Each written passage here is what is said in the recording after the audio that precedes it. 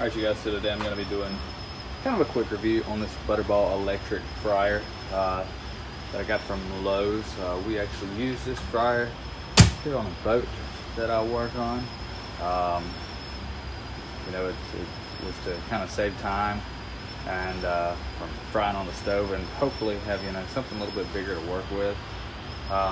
Overall, it does a decent job. I think really its biggest limitation is the fact that it's 110 volts. I haven't seen one yet that's 220, but with that being said, it takes nearly an hour for it to warm up to 375 degrees.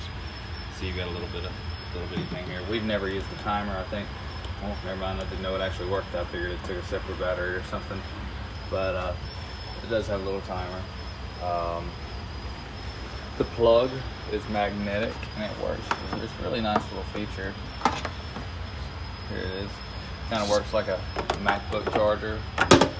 But overall, as long as you use it correctly and don't have people coming in and dropping too much in it, which I suppose that's really the case with any fryer, but its overall outer size will fool you. You still can't really put a ton of stuff in it. I think it actually mentioned something about cooking a turkey. I personally wouldn't put a very large turkey in there, just because it cools the grease fairly rapidly. Sometimes we have a hard time getting it back up to temp, so we try to take our time and pace ourselves with it. But overall, as opposed to any of the other countertop or outdoor fryers that aren't operated off of gas, this has probably been the best one that we've experimented with. Would I recommend it? Yes.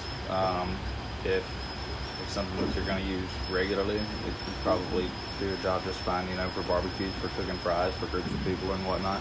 Not too sure on a turkey. I haven't tried it. But overall, I'd say this thing is probably a 7 out of 10. You get what you pay for, really. It's not a terrible price.